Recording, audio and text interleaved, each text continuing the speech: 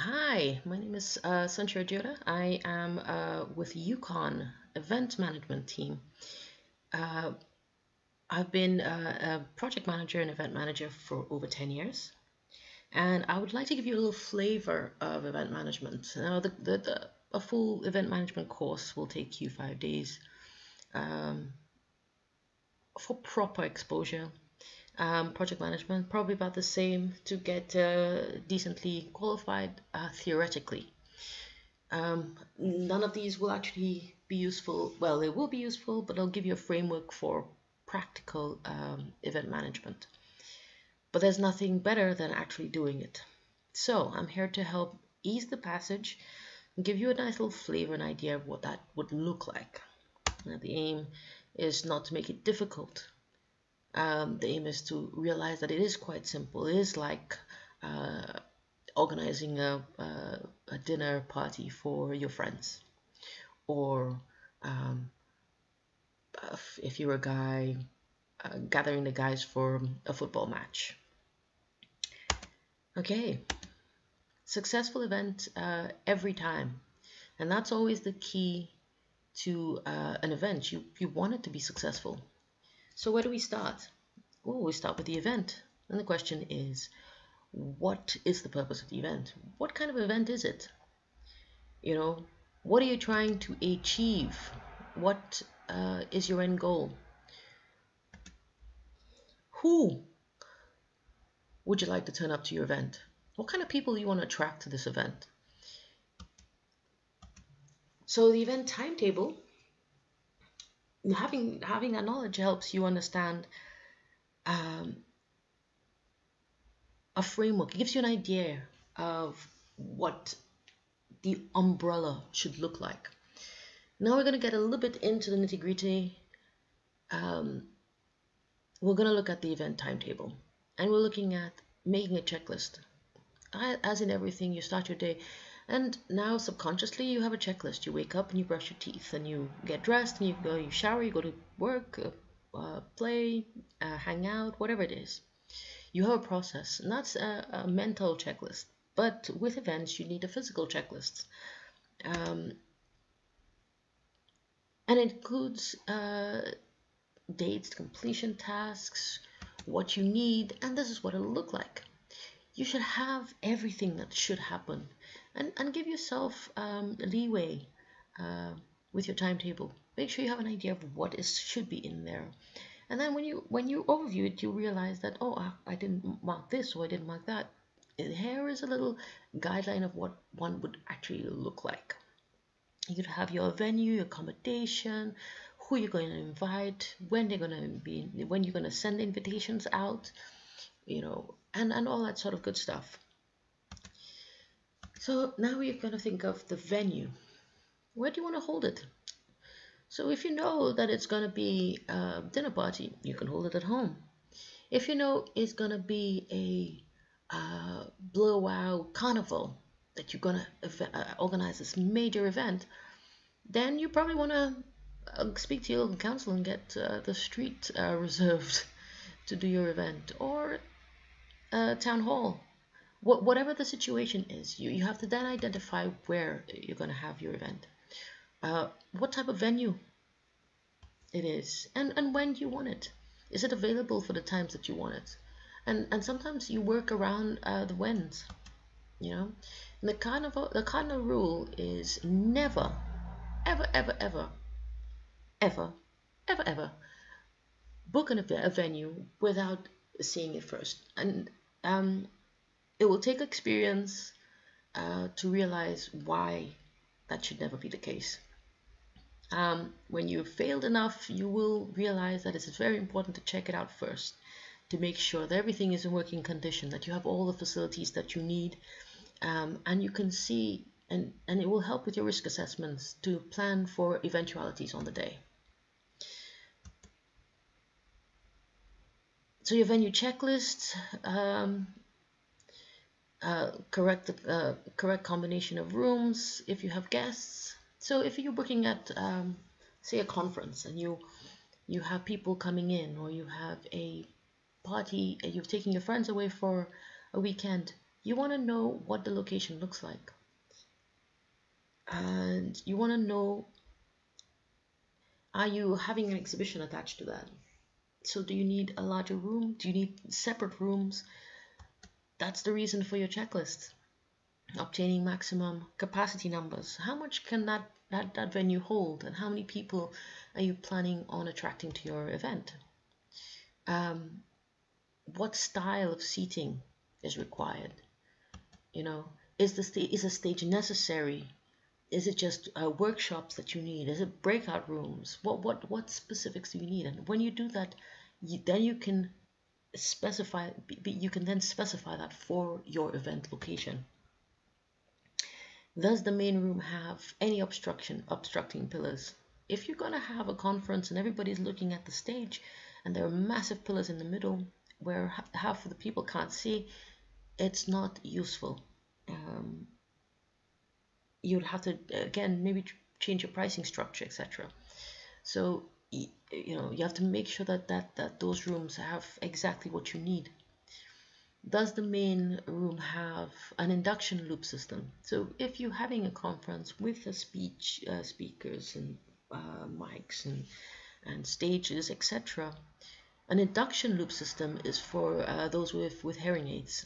So it's always good, especially in the UK, to have to make allowances for all the disabled where possible. Is there natural light? Will the room be blacked out? Again, if you're organizing a movie night and you're renting out a theater, of course you can have a blacked out room. But if it's an area where you're having people there for a whole day, you want the natural light to keep the energies up. You have to know how noisy the heating or the air conditioning is, or how much outside noise is coming in. Does the venue have a dedicated coordinator who can assist you with the arrangements? What about audiovisual equipment that is needed? You need to know that. Do you need a PA system or a music system or a DJ? What do you need? Is there good access for disabled delegates? Meeting, when you're booking the venue, meet with the conference coordinator, obtain room hire rates, negotiate. If it's a conference or an event or whatever it is, what are the rates? How are you going to charge? And why are you going to charge that? Because that will, your costs have to factor in. Check what the cancellation fees are. What schedule do you have for there? Overnight accommodations. Are you accommodating people? Do you have guest speakers flying in? Are they local? Is that additional cost? Is it not an additional cost? All that is vital information that you need. If accommodation is needed, is it important for all delegates to remain in one location? Can they book separately? Do they book their own accommodations? Are they paying for their own accommodations? Are you just providing the room locations for them? Be very clear about all of that, because those factor into your budget, of which we'll speak a little bit later.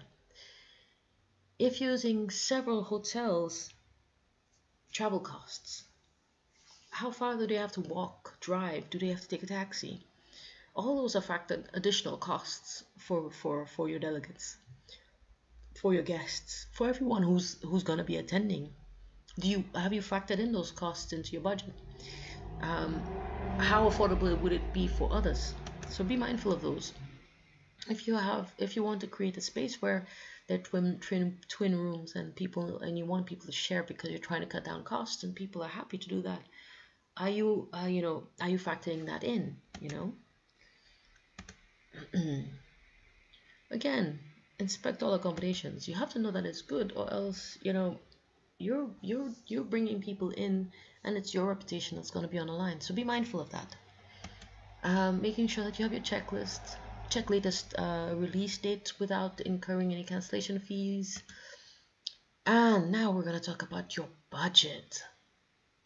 Now, I love numbers.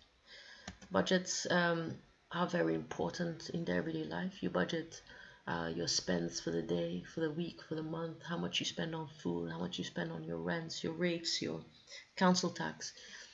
You don't budget correctly, you're in overdraft or having to have pay loans to cover some of those additional costs that you didn't factor in because you didn't budget, and which is very vitally important. So anticipate the number of delegates that you have.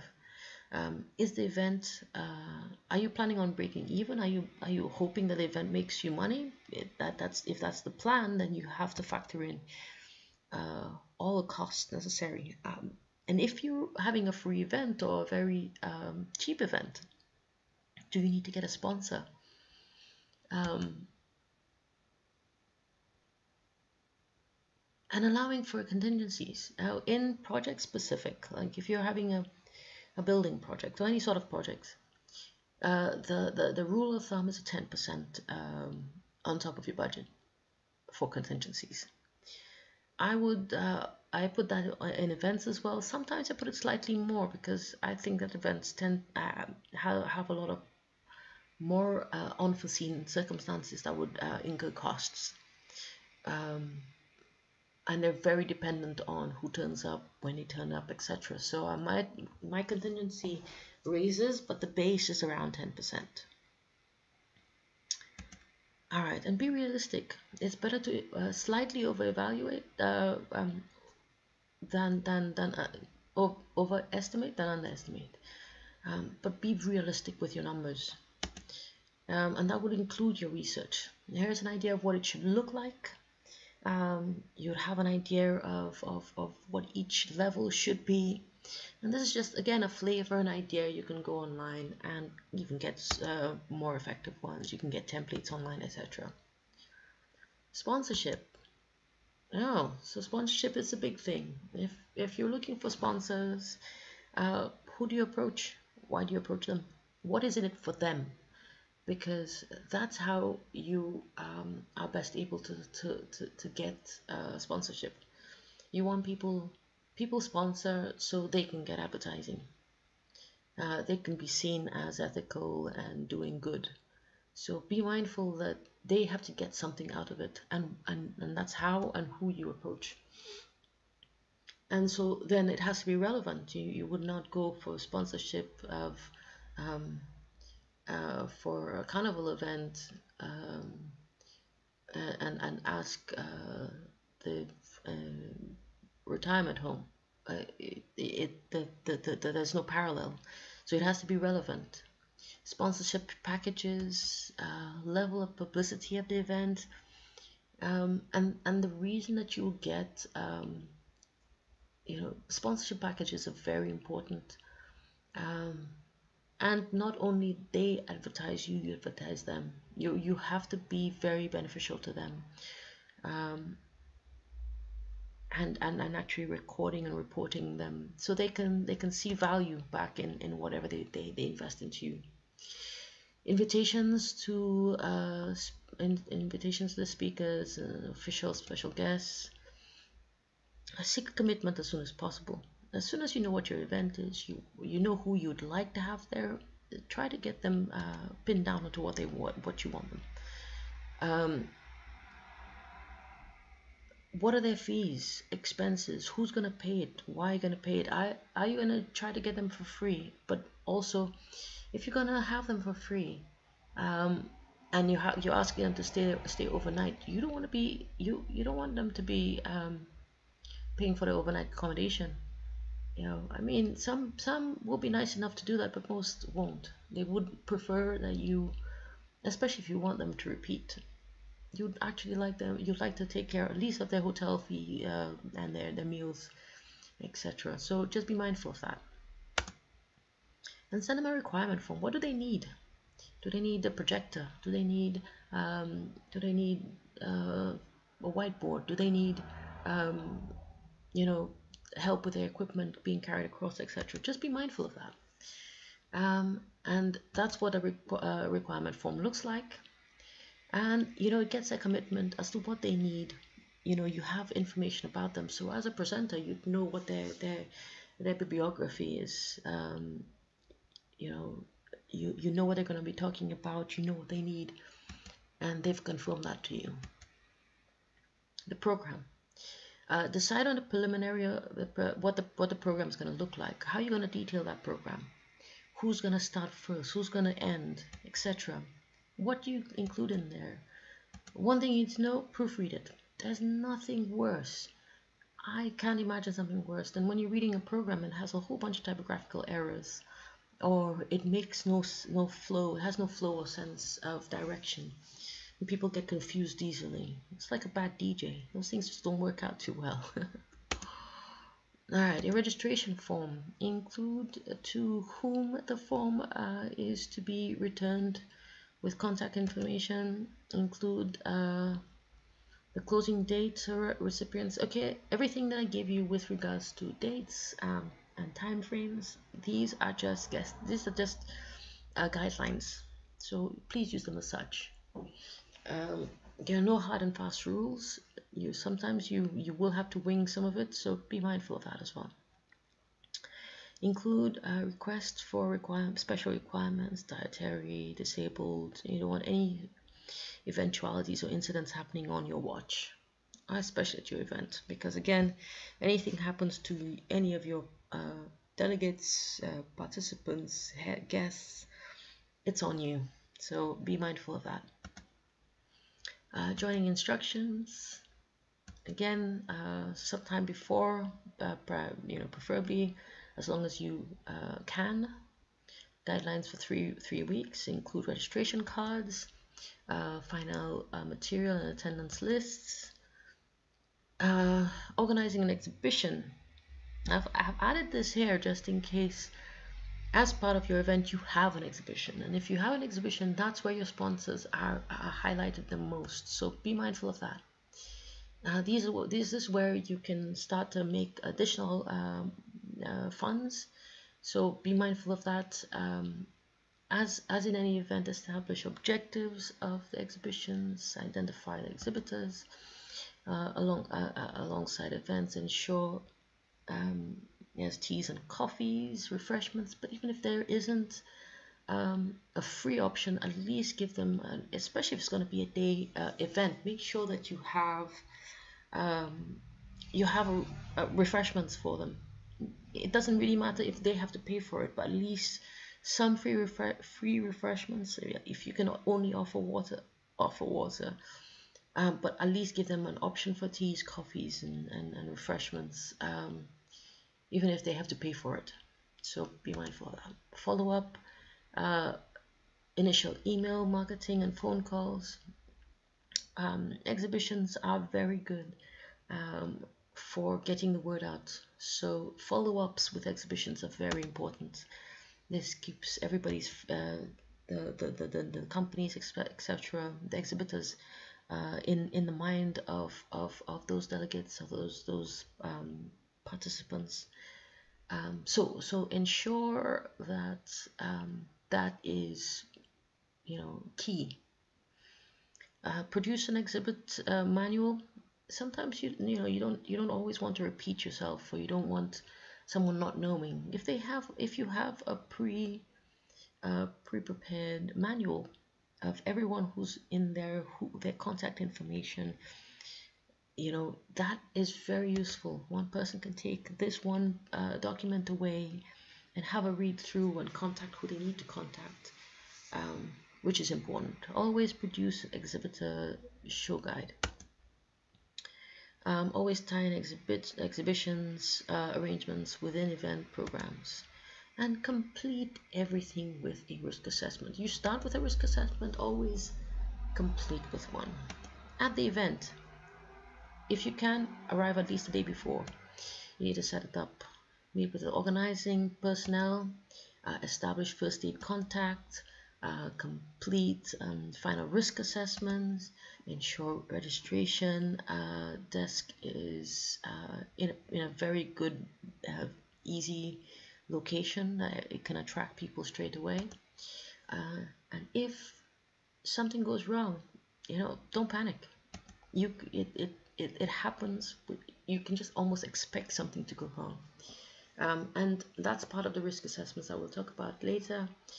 It will cover for most of the eventualities, at least the foreseen ones. Assessing failures or successes. Your evaluation form. Your evaluation form is kind of like your preliminary risk assessment, or your post risk assessment. It just have an idea of what went well, what didn't go well, etc. At the event, send them out separately. This is what it'll look like. This is vital information for any event that's going to happen later on. You know who you can invite again, if it's a guest speaker, who did really well, what didn't go so well, what you missed, And as if possible, there should be an extra line that says, any additional feedback, so they can you can free write anything that they want on there.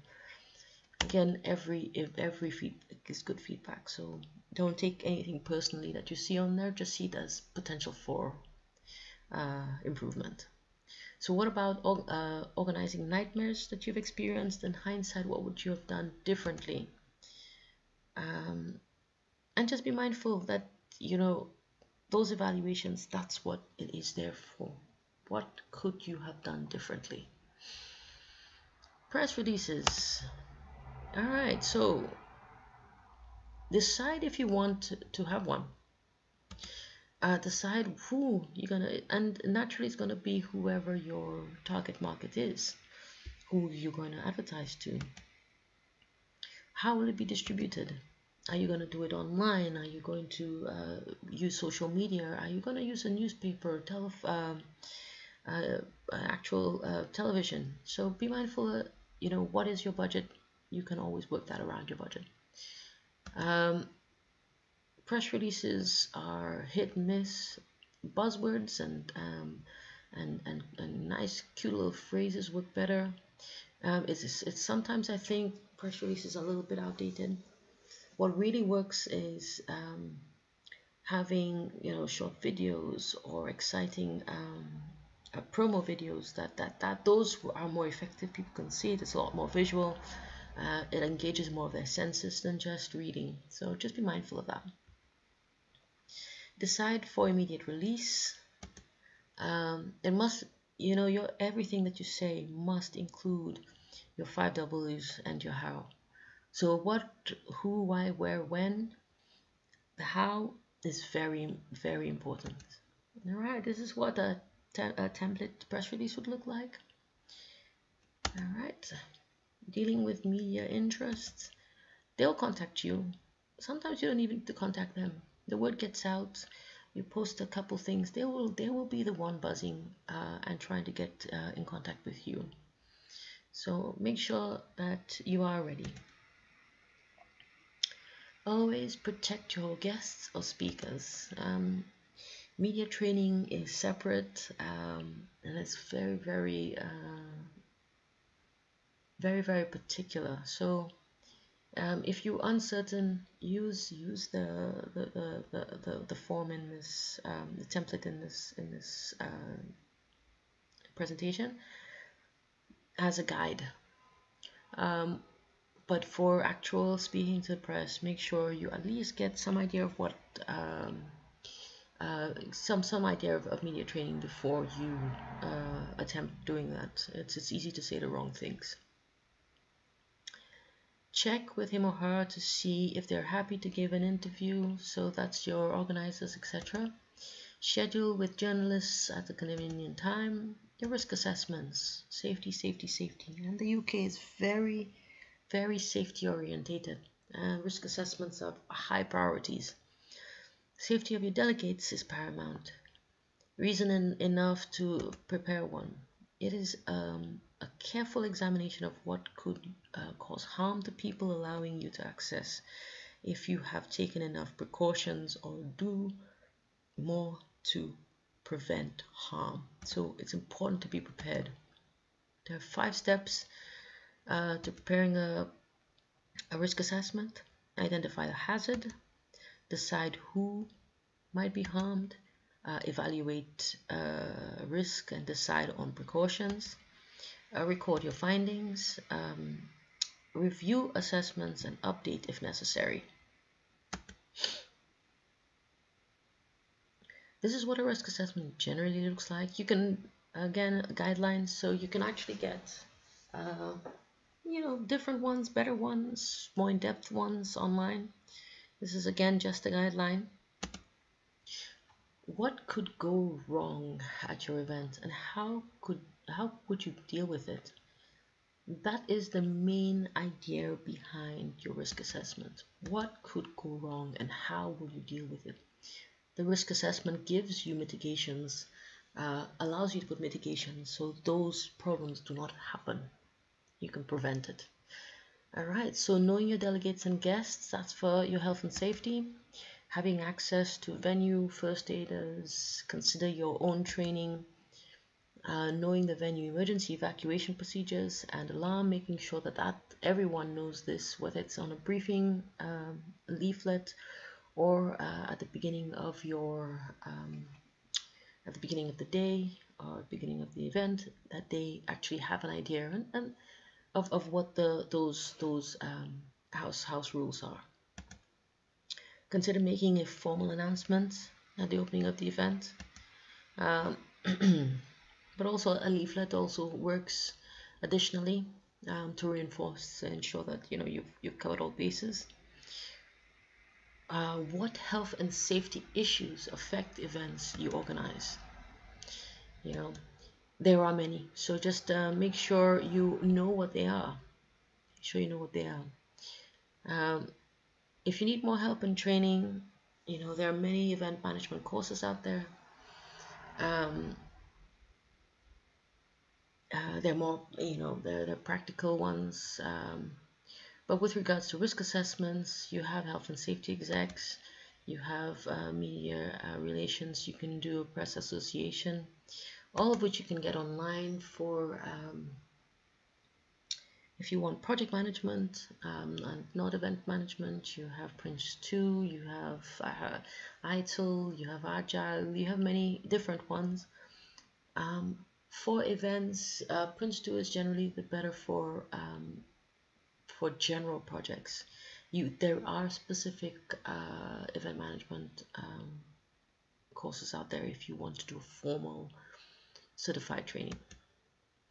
In short, never underestimate the task ahead. Plan, and more planning. Maintain good, effective working relationships. You can't do it alone, and so don't try. It's very difficult to do an entire event on your own. Proofread everything. Never assume anything. Always be prepared. And this is how I've come to the end. So thank you and good luck with your event organizing. Thank you for giving me the time to share my knowledge with you. If you have any questions, please get in contact with UKON, who will contact me directly. Thank you very much.